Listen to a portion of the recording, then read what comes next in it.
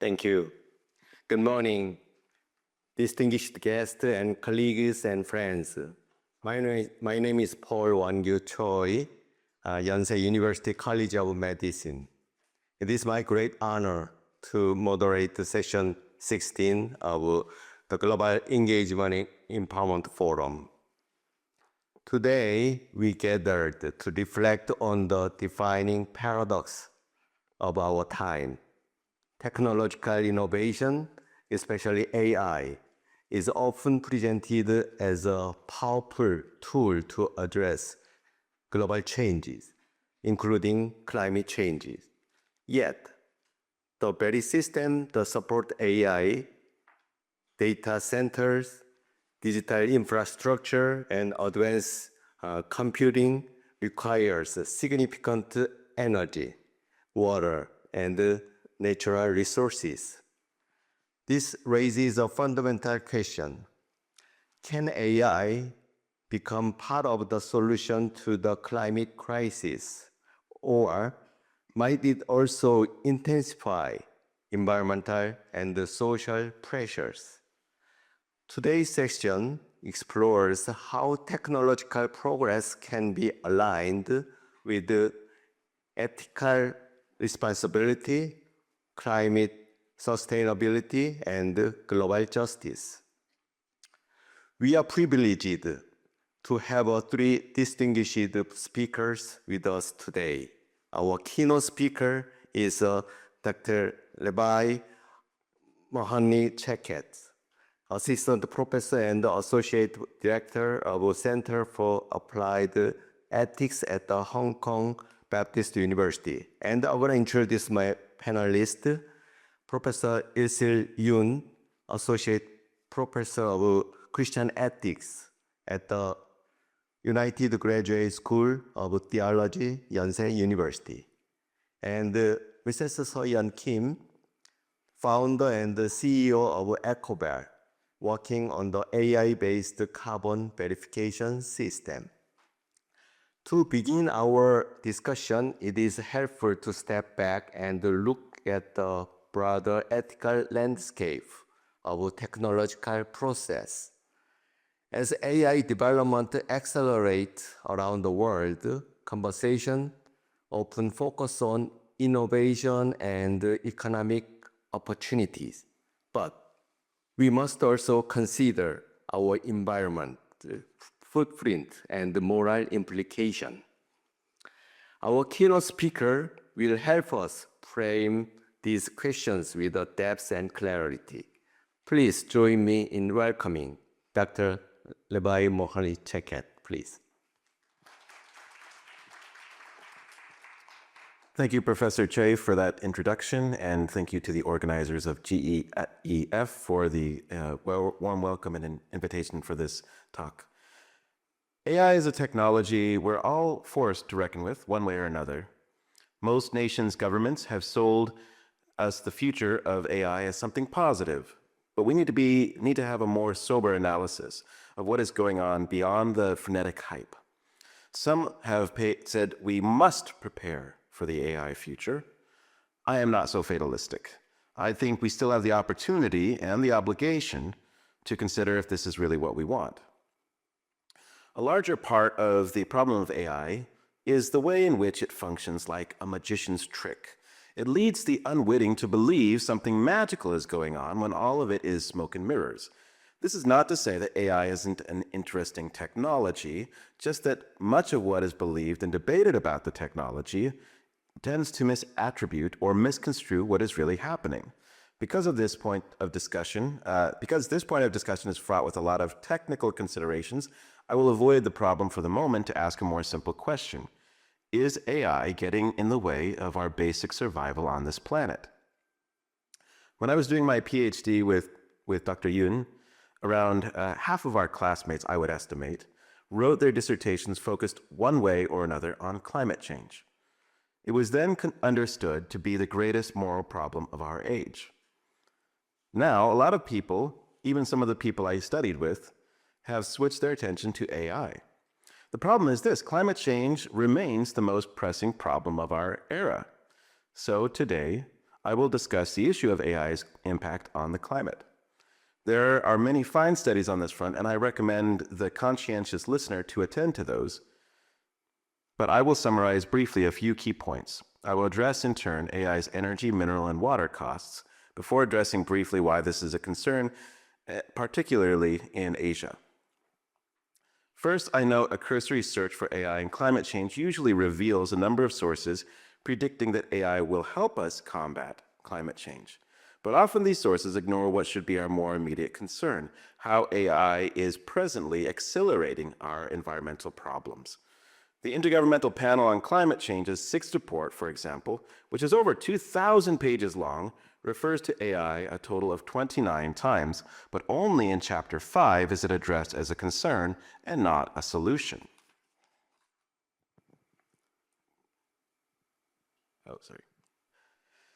So to begin with, the energy cost of AI is quite shocking. It's estimated that training GPT-3 required as much energy as 120 American homes per year, while GPT-4 required 40 times this much. Tuning these models to get them to focus on a specific knowledge set rather than more general knowledge base is even more energy consumptive. Even AlphaGo, which only played the game Go well, generated 96 tons of carbon dioxide in its 40 days of training, the equivalent of 1,000 hours of air travel. The reason for this huge energy use is because AIs are trained in data centers, large networks of servers that process huge amounts of data in parallel to allow a much faster and larger machine learning process than has previously been possible. As AIs have spread across the world and large tech companies have invested more in developing ever more sophisticated programs, the need for and use of these data centers has expanded. The estimate is that we will need double the amount of data centers by the end of the decade, and that this will amount to consuming a total of 13% of global electricity. The energy needs of AI have increased so much that companies like Google, Microsoft, and Amazon have been buying power plants. This is only what happens for training, though. Once the program is trained and used, the most obvious energy-intensive element is done. However, the use of programs in everyday life also amounts to significantly greater energy usage than without. Compared to a traditional Google search, inquiring the same information through Google's Lambda takes around 10 times more energy.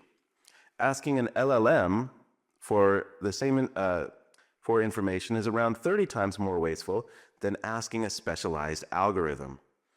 Generating an image requires the same amount of energy as a fully charged smartphone. All of this energy usage means increased carbon emissions. At present, the carbon footprint of AI industry is estimated by some to be greater than all air traffic around the world. Consider then that the expectation that all people are supposed to learn how to use AI and integrate it into their ordinary lives, regardless of how much it makes sense to do so at present, and you will see that the push to the future is a push to tipping the global temperature past the breaking point. Why is this a significant problem for Asia? Increased energy consumption tends to increase greenhouse gas emissions, driving global warming and its consequences. Typhoons, droughts, floods, and other disasters exacerbated by climate change impact the people of poor countries like the Philippines, Pakistan, parts of China, and so forth.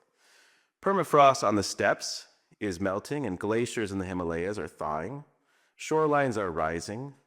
The World Meteorological Organization notes that Asia is hit worst by climate change.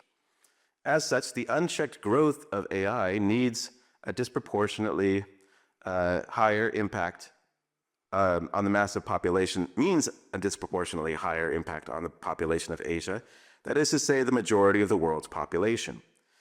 Careful ethical consideration can provide clear delineations of whose blame falls where, but realistically, we know that the problem of climate change is simply this: a small handful of fabulously wealthy individuals are responsible directly for the environmental disasters, while many millions or billions are responsible by proxy, by either working for these people, often with little choice, or by using their products, also often with little choice. Energy is the most obvious area of concern for AI, and it's important to note, right? But another under-considered problem is natural resources. To produce the high-end computer components needed for these data centers requires significant amounts of rare earth elements, including lithium, cobalt, and neodymium. The more data centers we have, the more components we need, the more rare earth minerals we need. And because they are rare, the process of extracting them is difficult and itself quite disruptive to the environment where they are found. Western countries with strong environmental protection laws typically do not want many large-scale rare earth element projects, so most of this is done in third world countries. Chile is now famous for its lithium, but the reality is the largest share of rare earth elements come from China, and about 80% of these come from Bayan Obo. As such, the city and its environs are home to the largest scale rare earth element mining facility in the world, and the area is ecologically devastated. Processing these rare earth elements is also tremendously toxic. Acid baths are required to separate minerals from adulterants, and the runoff from this processing poisons local water sources. A lake of highly toxic and radioactive sludge borders the city of Baotou and kills any animal that comes in contact with it. For every ton of rare earth elements produced, around 10,000 cubic meters of waste gas, 75 cubic meters of acidic wastewater, and you're going to be surprised by this, 1 ton of radioactive waste is produced. The residents of this area suffer from long-tooth disease and various cancers, and the Chinese government has called this a national crisis. After the rare earth elements have been processed, they do have to be assembled into components, and the most infamous place for this process is in Shenzhen, in southern China. The electronics assembly plants in Shenzhen have been criticized for their toxic fumes and pollutants and working conditions. 1/4 of premature deaths in South China are attributed to bad air. And let us remember that even though all of this is happening in China, the companies that own the products and patents are semiconductor companies or manufacturer companies in Taiwan or the United States. So these high-end components are not even available for China's own AI program. Finally, while this hardware has a high environmental cost for its extraction, refining, and assembly, it has a short lifespan, lasting only 3 to 5 years in these data centers. E-waste is poorly recycled, and with only around 20% of it, of the 50 million annual tons produced, being recycled.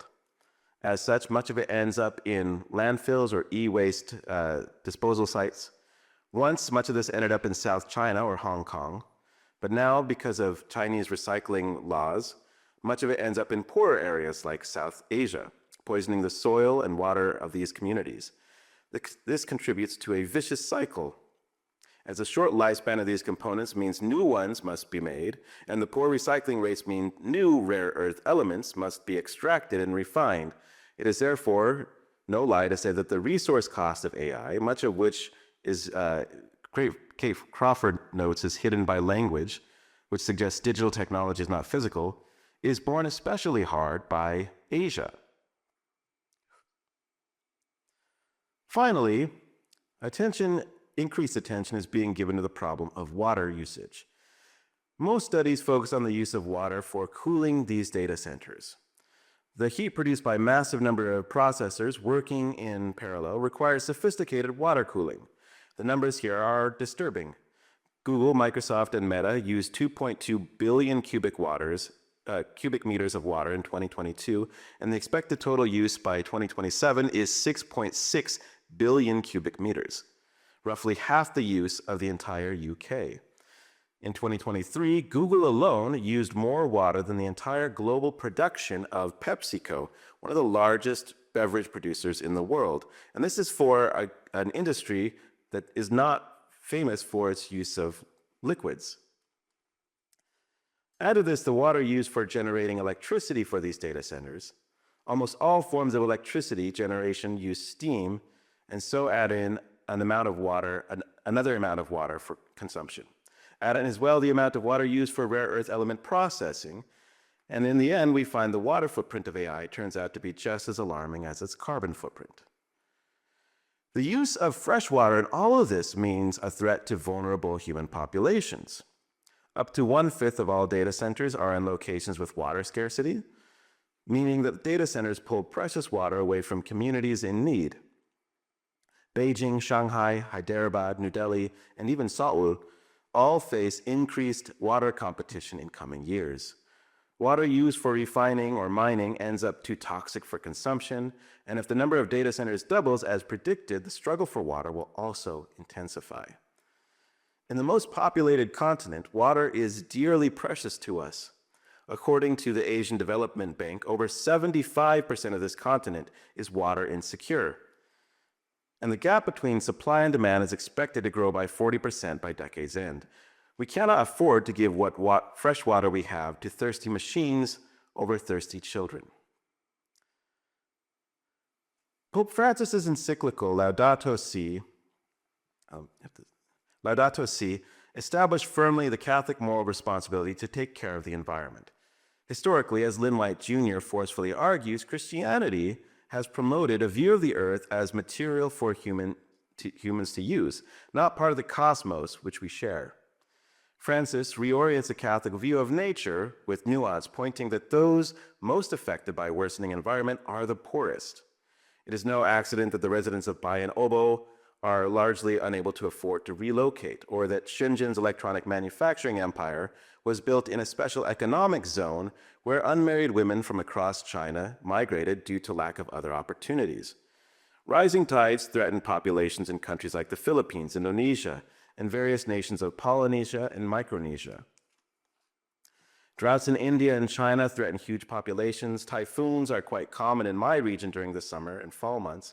But while Hong Kong has the infrastructure to handle these disasters, countries like the Philippines, Vietnam, Cambodia, Thailand, Bangladesh, and other parts of South China may not have the same capabilities.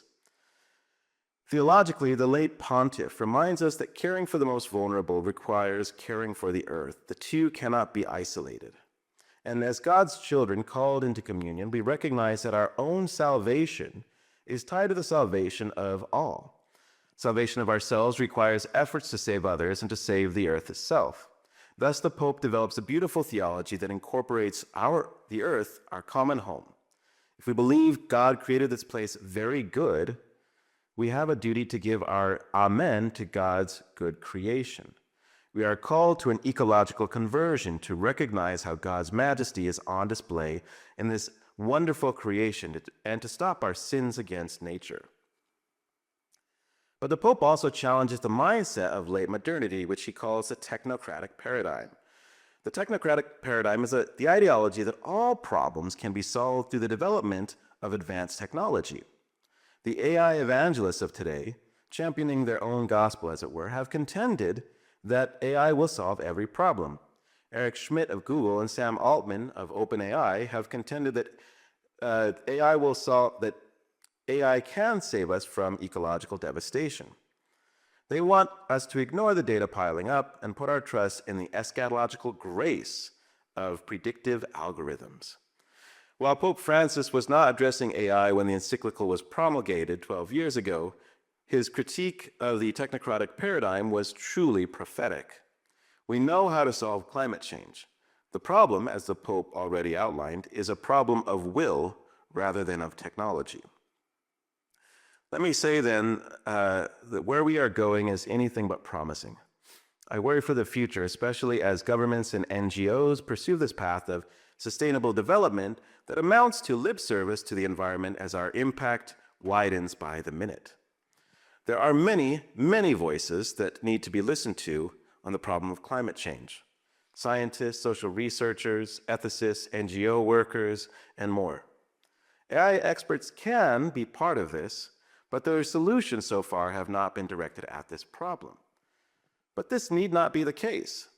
AI could actually be part of, and by no means the main component, the strategy to combat climate change and other worsening environmental effects. Emmy Van Winsberg calls this AI for sustainability rather than the sustainability of AI.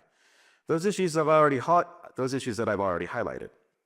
A survey of current proposed solutions boils down to things AI does well: predicting and collating data, whether this be for predicting and preparing for natural disasters, or more efficient construction techniques, less invasive agriculture and positive afforestation, modeling ecosystems in line with something like Aldo Leopold's management approach, new material production, climate modeling, and so forth. There are definite important benefits to this, and they certainly aid the goal of sustainable development, which the UN aims at. There doesn't need to be at present any sort of international, or for that matter, even national, policies which are directed at reducing or restricting AI for the sake of the environment. We may note that there is an agreement, even very brief, there's not even an agreement, even very brief, that AI should be slowed down. This is never for the sake of the environment. At the same time, organizations like the UN support developing AI as long as the AI salesmen loop in the SDGs, the Sustainable Development Goals, in their sales pitches rather than taking a stronger position in discouraging wasteful AI production. So allow me to conclude with a metaphor some people have been using for a few years about AI now, namely that it is snake oil. In the 1800s, across the western US, snake oil salesmen would travel from town to town selling their snake oil as a panacea to every conceivable ailment. They would do so with public demonstrations, often with their own ringers to prove the efficacy of the product, which of course did not have any of the benefits that it touted. AI salesmen have for years now promised AI will do everything conceivable, and with their own tightly controlled demonstrations have convinced many. Consider Elon Musk's promise of home robots, which hasn't panned out 5 years later, or Sam Altman's bombastic claim that GPT-5 was like having a team of PhDs in your pocket. People are waking up to the realities of these claims and the disappointing limitations of AI's performance. NVIDIA and OpenAI have both seen stock losses in recent months due to public disillusionment. Like the snake oil salesman who may be run out of town on a rail, public sentiment seems to be beginning to shift. However, the story doesn't quite end there. See, the snake oil that these charlatans sold was appropriated from Chinese medical doctors who came to the US in the gold rush and transcontinental railroad expansion. Water snake liver oil has high amounts of omega-3 fatty acids and is actually quite good for maintaining health. But this isn't what the snake oil salesmen were hawking. They were hawking likely rattlesnake or rat snake oil without any sense of its limitations. Likewise, AI developed specifically with the goal of addressing discrete issues proposed by climate change with limited application and not infinite expansion can be a very good tool as we try to nurse our planet back to health. But AI as cure-all represents the dark side of pharmacon, the cure as well as the poison, or as you might say in the parochial wisdom of Korea, 병 주고 약 준다. That's in line with ecological thinking, all things in moderation. AI for sustainability, developed in limited forms with intentional focus and strict governmental monitoring, is part of the solution. But the mindset of Silicon Valley billionaires, removed as they are from many of the impacts of climate change we see around us in Asia, although prolonged fire seasons in the Bay Area should be enough to pressure them, is, as philosopher Nolan Gertz would argue, nihilistic. We need a true ecological conversion to see the true integrative value of our natural world and not to give in to the temptation that all problems can be solved through technological advance. Thank you. Thank you very much, Dr. Checkett, for your thoughtful and illuminating keynote. Thank you. Your presentation reminds us that the climate crisis is not simply technical challenges. It is also a profound ethical question about how we shape the future of our society and our planet. Your idea of an ecological conversion invite us to rethink our relationship with the technology and responsibility. Building on this perspective, our next speaker explores these issues from an ethical and social lens. When we talk about AI, the conversation often focuses on innovation and efficiency. Yet, technology also shapes how risk, costs, and responsibilities are distributed across society. To reflect on these ethical dimensions, it is my pleasure to invite Professor Aishil Yoon. Professor Yoon, please. Okay, thank you, Professor Choi, and thanks everyone for coming. And thank you so much, Professor Checkett, So Professor Checkett's speech offered a bracing and concrete account of how AI can worsen the climate crisis, not in the abstract, but through the very material channels of energy, minerals, and water. I want to respond as an ethicist by framing Professor Checkett's argument in a single sentence. So AI is not merely a technology, it is a political and moral apparatus for distributing costs and responsibilities. The relevant question then is not simply whether AI is impressive or useful, but whose survival conditions it rests upon, who bears the burdens, and who receives the benefits. In many contemporary discussions, we speak as if technology were neutral and society were the variable. However, in practice, technologies rearrange the world by deciding implicitly or explicitly who gets access to convenience, speed, prestige, and profit, and who absorbs the ecological and social externalities. In the context of climate change, this distribution is especially morally charged because climate harm is already profoundly unequal. Those who have contributed least to global emissions are often those who face the earliest and hardest consequences, while those who have benefited most from carbon incentive development frequently possess the greatest capacity to insulate themselves from disaster. That is why the ethical question cannot stop at does AI help, but must ask for whom it is good and at what cost to whom. So one helpful ethical framework here is Iris Marion Young's idea of responsibility as social connection. In complex systems of production and consumption, responsibility cannot be reduced to identifying a single wrongdoer. Rather, many agents are connected through structures that predictably create vulnerability for some and advantages for others. This does not mean everyone is equally blameworthy, but it does mean responsibilities differ according to one's role, power, and proximity to the mechanisms producing harm. Applied to AI, this perspective reveals a web of actors who sustain its rapid expansion, companies pursuing scale as a business model, governments treating AI adoption as national prestige, institutions framing AI integration as modernity, and also individual users increasingly drawn into energy-intensive systems. The ethical task then is not to cultivate generalized guilt, but to move from individual moral purity towards structural accountability, changing the incentives and relationships that normalize ecological depletion as the cost of technological progress. This leads to a second question: how should we measure technological success? Public narratives about AI often equate success with speed and scale, bigger models, faster deployment, wider integration. Climate ethics, however, demands a different metric. When technologies carry planetary and intergenerational consequences, ethical evaluation must emphasize precaution, limits, and responsibility for the conditions of life. In this spirit, the key question is not simply what can we do with AI, but also what should we refrain from doing when the consequences are systemic and difficult to reverse. We must ask whether the rapid expansion of AI infrastructure aligns with climate goals, whether convenience and innovation are being purchased through water stress and resource extraction, and whether large-scale data infrastructures are locking us into unsustainable trajectories. In a climate-constrained world, progress cannot simply mean more. It must mean less destructive, more accountable, and more just.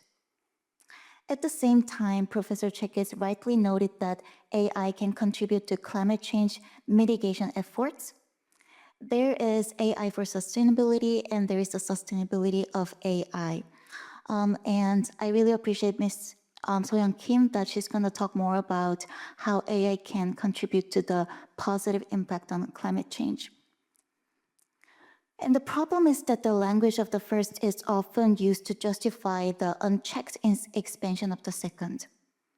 And AI will solve climate change becomes a moral alibi for building ever more data centers, producing ever more high-end components, and the persuading institutions and individuals that AI must saturate everyday life regardless of whether it is necessary. A responsible ethical stance, therefore, does not deny the possibility of climate-relevant AI. It insists that such uses must be bound by purpose limitation, scale limitation, and clear accountability. Climate-oriented AI should be narrow, intentional, and verifiably net beneficial when environmental and social costs are counted honestly. By contrast, the ideology of open-ended expansion, AI as a universal solution, AI everywhere, AI for everything, requires much stronger scrutiny and, in many cases, restraint.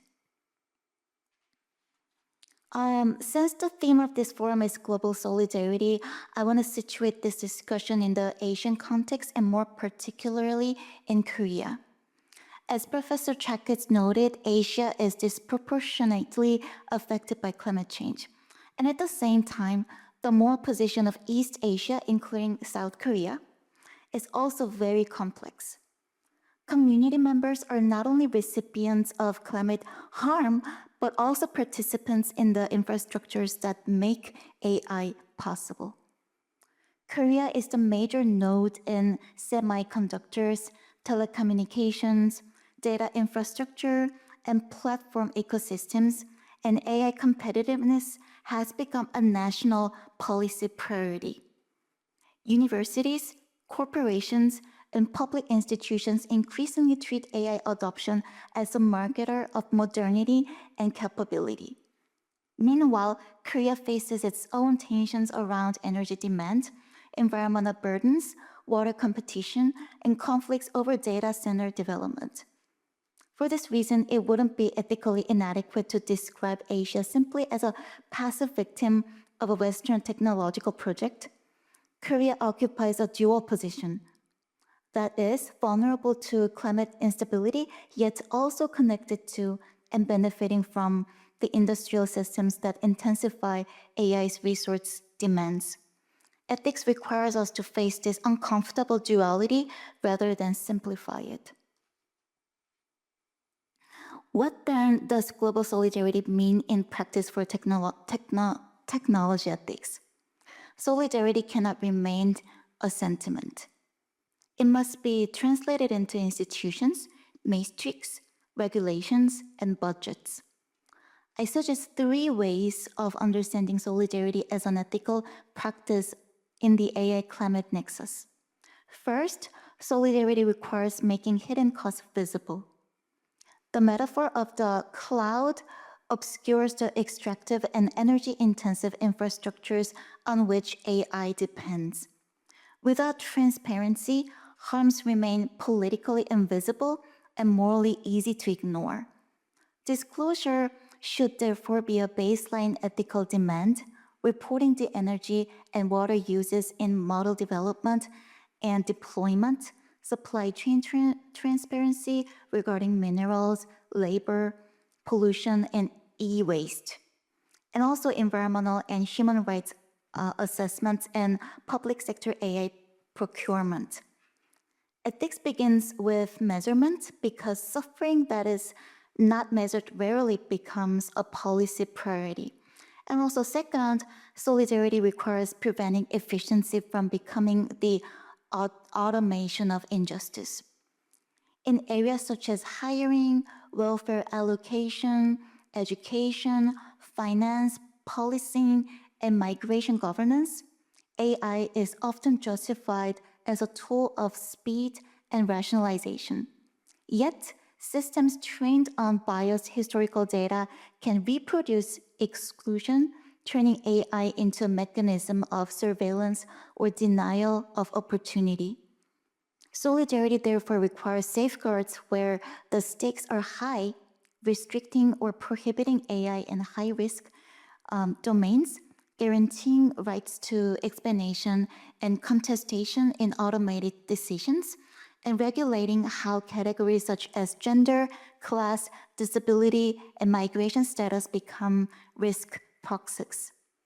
And third, solidarity requires redirecting technological trajectories from expansion toward restraint. In a climate-constrained world, the civic virtue we need is not only innovation, but moderation, an institutionalized form of self-limitation.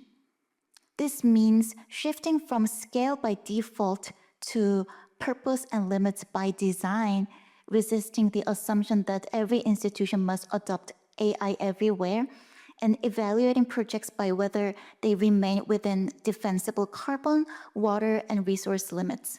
Solidarity is political because it sets boundaries on the desire of powerful actors to externalize cost onto those with less power.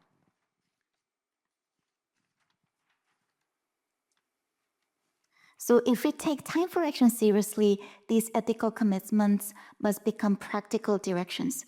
So first, environmental cost disclosure, carbon, water, resource footprints should become the international standard for AI development and deployment. So sustainable AI must be audited, not merely proclaimed. And second, especially in the public sector, AI should be justified not primarily by efficiency, but by legitimacy. When systems affect people's rights and life chances, accountability must take precedence over speed. And third, AI development should shift away from open-ended expansion toward purpose-limited systems with clear environmental constraints, while stronger protections are needed for communities more exposed to extraction.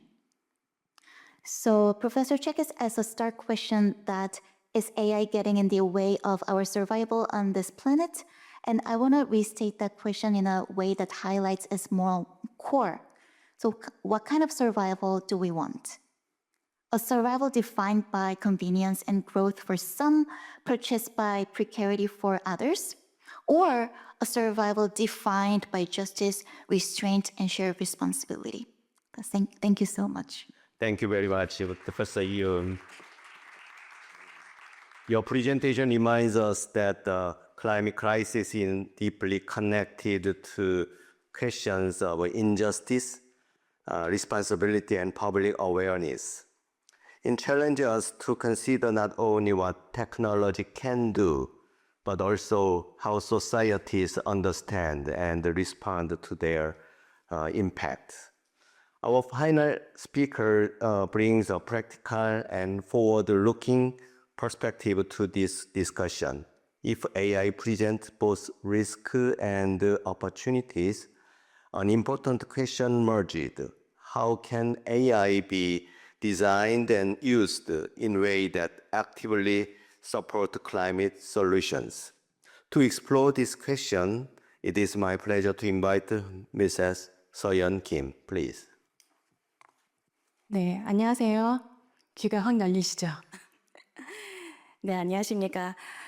저는 기후위기 시대에 AI라는 주제로 말씀드리게 된 탄소 감축, 탄소 자산 인프라 플랫폼 기업을 운영하고 있는 주식회사 에코빌 대표 김소연이라고 합니다. 여러분 반갑습니다. 네, 요즘 전 세계가 어디를 가든 우리 AI 이야기로 핫하죠. 데이터 센터는 빠르게 늘어나고 있고 AI의 산업은 놀라울 속도로 성장하고 있고 또 그런데 저는 여기서 여러분에게 한 가지 질문을 던지고 싶습니다. AI는 기후 문제를 해결하는 기술일까요? 아니면 하나의 환경 부담이 되는 기술일까요? 오늘 저는 이 질문을 주제로 AI와 에너지 그리고 탄소라는 관점에서 이야기를 해보려고 합니다.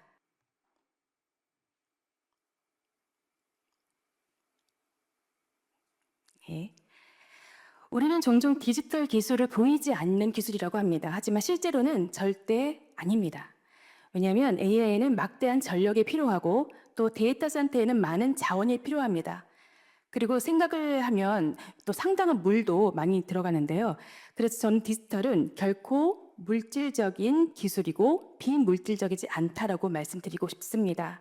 결국 AI는 에너지 시스템 위에서 존재하는 기술입니다. 그래서 저는 여러분께 또 질문을 좀 바꿔서 하고 싶습니다. 많은 사람들이 이렇게 묻습니다.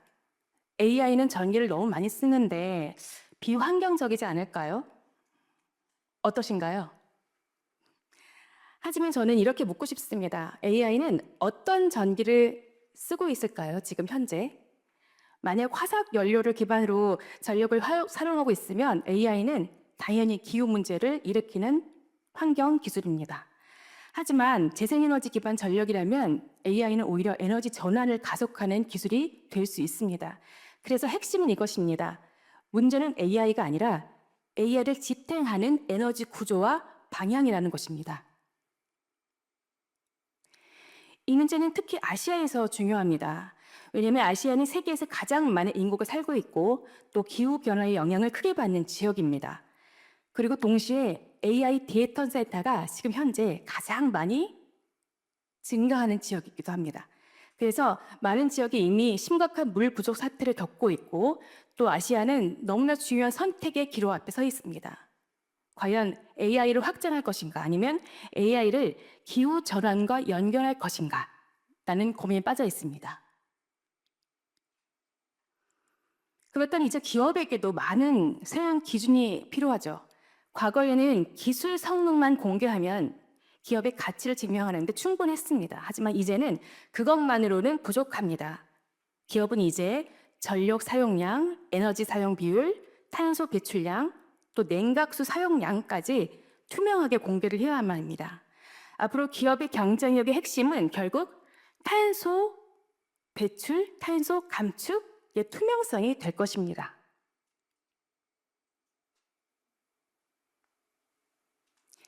네, 하지만 여기서 한 가지 중요한 한계점을 발견하게 됩니다. 지금 많은 기업들은 탄소 회계적 측면에서 대응을 하고 있습니다. 하지만 대부분의 경우 이것은 보고를 위한 예측 계산에 불과합니다. 엑셀을 계산을 하고요. 보고서를 작성하고 배출량을 측정하는 그런 형식입니다. 하지만 기후 문제를 해결하려면 이것만으로는 부족합니다. 정말 중요한 것은 실제로 감축된 탄소를 얼마나 정확하게 정량화시켜서 실측하고 보고하는 것입니다.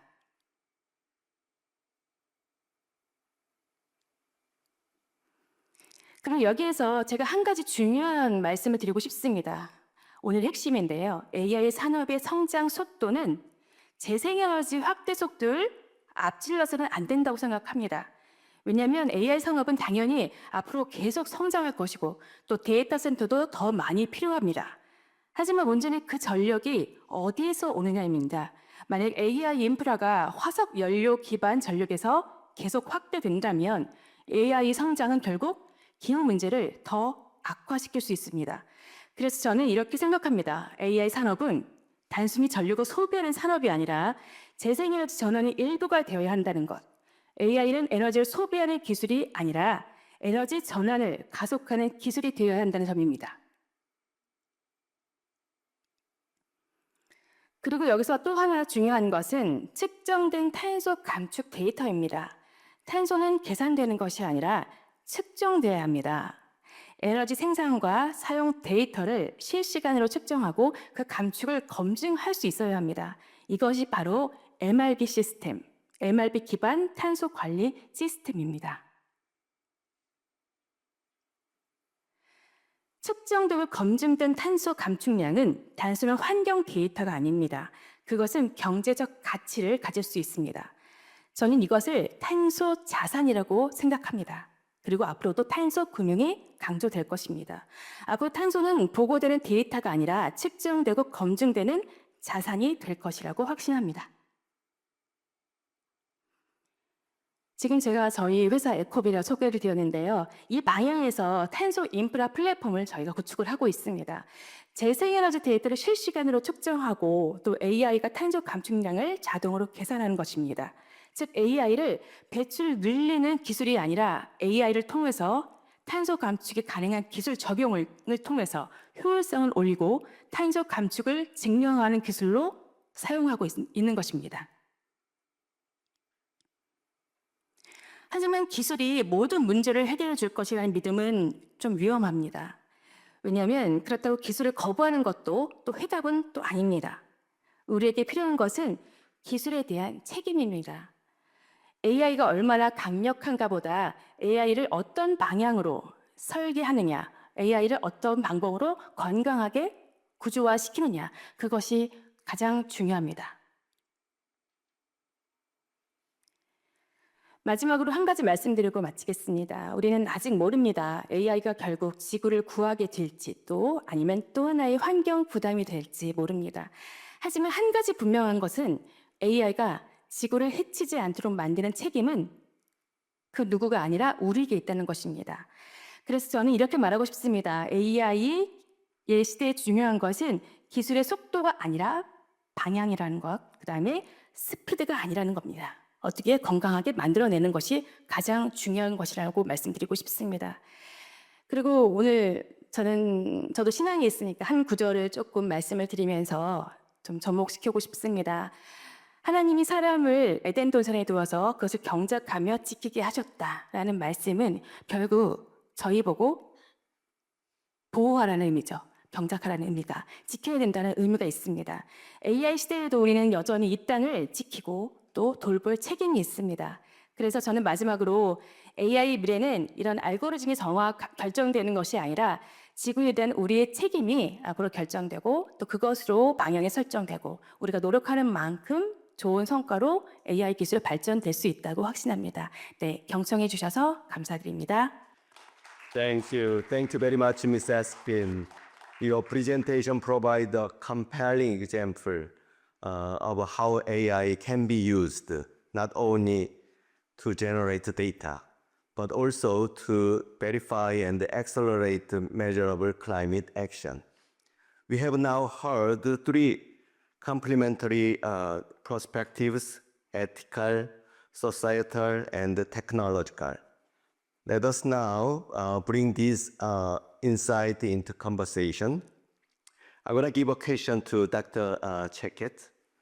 AI is often presented as a powerful tool to address climate change.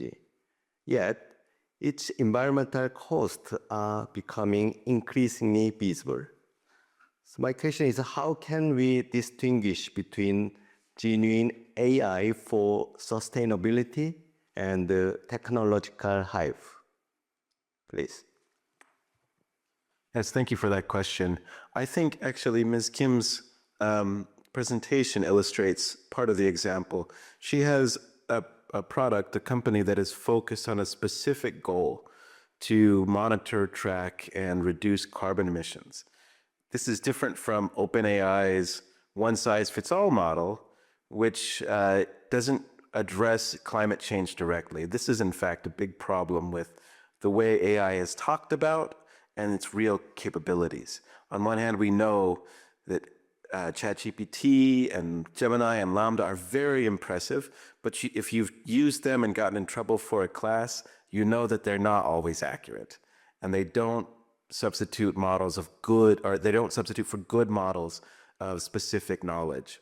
So AI directed to particular ends, trained on particular data sets, employed in a limited way is definitely this direction.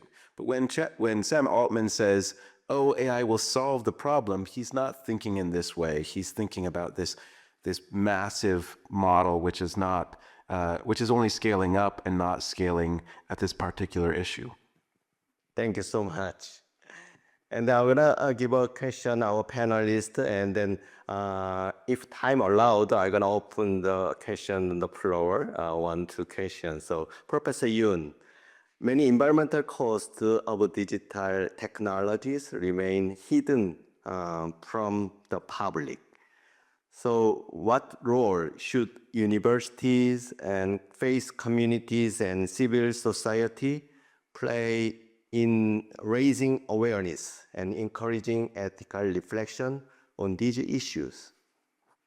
Thank you for such an important question, Professor Choi. When we think about digital technologies, I think one of the biggest struggles is invisibility. And both of our speakers talked so wisely about the importance of transparency.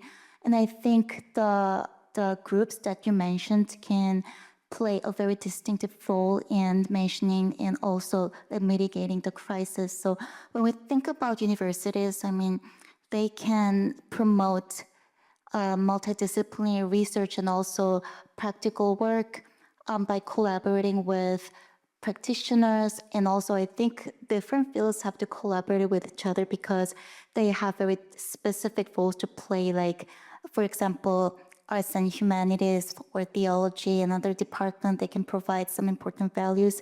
And science departments like medicine, AI-related departments, they can provide something practical so they can make a synergy with each other.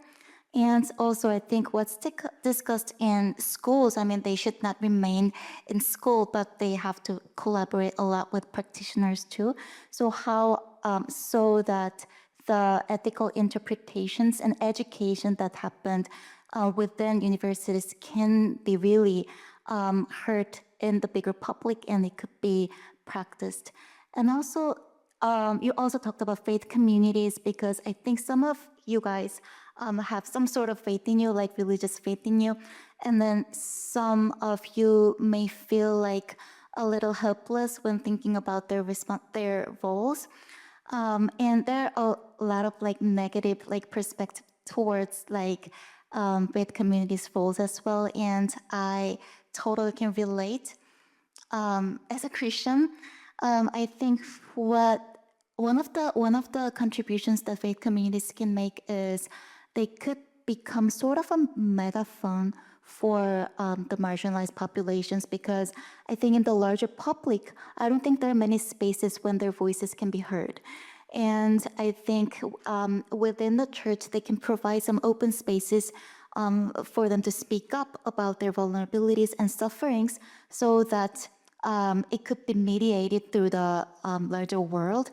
So I think that's one of the practical things that faith communities can do, providing safe spaces for the vulnerable populations. And also, when it comes to civil societies, I would like to talk about the roles of individual users more than the larger groups, because also, we talked about it yesterday too, but sometimes individuals feel like there's nothing really I can do to change the policies, which could be true in a sense, but when we think in different ways, I mean, when we transform our ways of life, like personal life, I mean, it can change our culture of the community that we belong to, right? So if we change the culture of the community, the very like small community that we belong to, like our family, our school, or our like the extracurricular activities you belong to, the clubs, something like that. I think such transformation of the culture, I think it can make a bigger impact on the larger society. So I think there are many things that you can do as an individual. So I encourage you not to lose hope. So thank you for. Thank you. Thank you so much, sir. Thank you. And then lastly, so Mrs. Kim, you emphasized that AI expansion should not outpace the growth of renewable energies. Very impressive. My question is, what would be the first practical step in policy or industry to make this alignment possible? 네, 저도 영어로 하고 싶은데 죄송합니다. 네, 제가 앞서 말씀드린 것처럼 AI와 에너지는 같이 가야 될 수밖에 없는 구조라고 한다면, 사실상 우리가 처음부터 생각했을 때 아무것도 하지 않으면 아무것도 일어나지 않는다고, 탄소 감축을 할 때는 아무것도 하지 않으면 탄소 감축을 할 필요도 없습니다. 근데 사실 AI를 가장 많이 활성화시켜야 되는 그런 숙제가 있는데, 그런 숙제는 재생에너지를 기반으로 해야 된다는 게 아까 말씀드린 내용입니다. 정책적으로도 조금 먼저 접근해야 할 것이, 그냥 재생에너지 설치해라, AI는 빨리 기술 개발을 하고 고도화시켜라, 이게 따로따로 가는 것이 아니라 왜 AI를 갈 수밖에 없고, 그러려면 재생에너지가 기반이 돼야지 AI를 조금 더 건강하고 또 여유 있게, 왜냐하면 고도화가 되려면 에너지가 더 많이 필요하잖아요. 그렇다고 한다면 재생에너지가 기반이 되지 않으면 AI는 절대적으로 발전이 될 수가 없거든요. 그래서 조금 더 건강하고 안전하고 효율성 있는 그런 AI를 개발이 되기 위해서 재생에너지 기반을 조금 또 확실하게 받쳐줄 수 있는 그런 국가적 정책이나 이런 것들이 많이 일어나서 활성화됐으면 하는 기대감이 있습니다. 네, 감사합니다. Thank you. Thank you, the policy and industry. Thank you. And then I'm gonna give opportunity to ask a question to the panelists and keynote speaker on the floor. Is there anybody give a question or raise your hand? Then you can ask, and then you're gonna Mike gonna yeah, please. Thank you. Thank you for all the beautiful lectures. And actually, while I was listening to Levi's Professor Chakot's talk, during which he emphasized the fact that AI factories have been depriving us of precious water, I asked myself this question, whether it is really necessary to use fresh water to cool down the factories. So it might sound a stupid question, but is it really true that we have to use fresh water rather than dirty water to cool down the factory? If so, then that would cause a significant problem. But if not, then maybe we could use just dirty waters. Then the situation would dramatically change. Yeah, that's an interesting question. I don't know the exact science here, so I'm only speaking as a very layman. I believe one of the issues is that if you were to use ocean water, for example, the salt content would create problems for the cooling mechanism eventually. So they need fresh water, they need clean water, I think basically as free of adulterants as possible, but the process itself does make the water undrinkable immediately. Now, of course, water is water, so eventually it goes through the water cycle and it gets rained out again. The problem is the constant draw from the water table is affecting communities like Seoul or Beijing.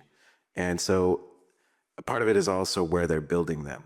If they were to build these data centers in places with lower populations and larger amounts of natural water, this would have less of an impact on the local population. Thank you. So, yeah, one more question I'm gonna get.